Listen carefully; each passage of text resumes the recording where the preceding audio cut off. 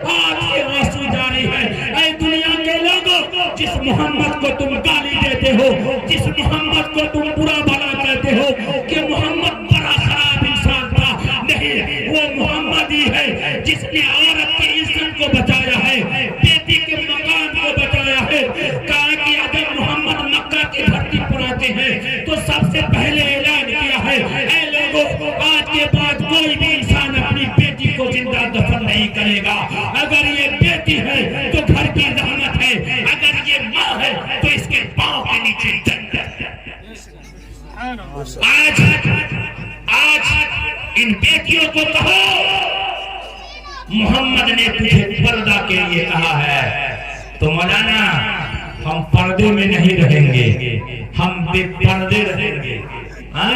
बुर्का पहनने के लिए कहो तो कुछ लोग कहते हैं कि मुसलमान अपनी बेटी को, अपनी बहू को घरों में नौकरानी बना करके रखा। नहीं, नौकरानी बना करके नहीं रखा है, इसको रानी बना करके रखा है।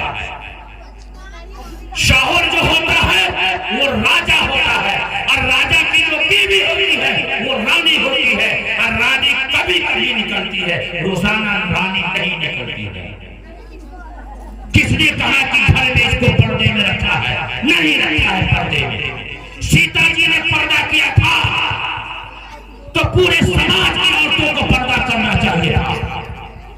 कुछ लड़कियां कहती है मौलाना हम बुर्के में रहेंगे, मुंह ढके हुए, ढकते ढकते चेहरे पे दाग आ गया है। ऐ माँ, ऐ बहन, तेरे चेहरे पे ढकते ढकते दाग आ जाए, तुम उसके चौखट पर मर जाओ, अपने शौहर की होकर के मरेगी, लेकिन बेपर्दा अगर बाजार में घूमेगी तो किसी के कोठे की सीरत पर करके तुम मरेगी।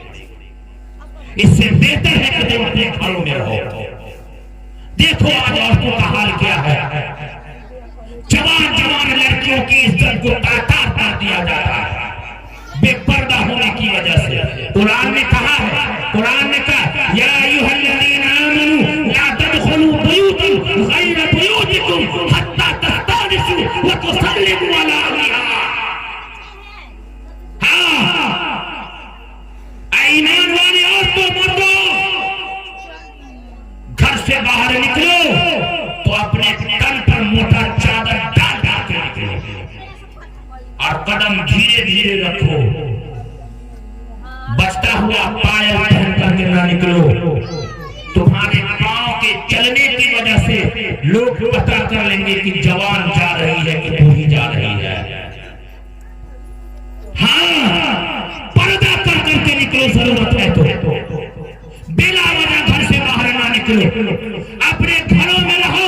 तुम्हारा राजा दिल्ली और बॉम्बे और मेजरगंज की मार्केट में कमा करके और पूरा अनाज और पैसे ला करके तुमको देता है। तुम्हारी जिम्मेदारी है कि रानी बन करके घर में अपने राजा के सामने खाओ पियो रहो, अपने शौहर को बन करके रहो, पर्दे में रहो, दीन को सीखो, कुरान को पढ़ो, कुरान को समझो, गीता को पढ़ो, गीता को समझो, वेद को पढ़ो, वेद को समझो, उस पर अमल करो। समाज की बेटियां, एक गांव की बेटी पूरे समाज की बेटी है। श्री कृष्ण जी ने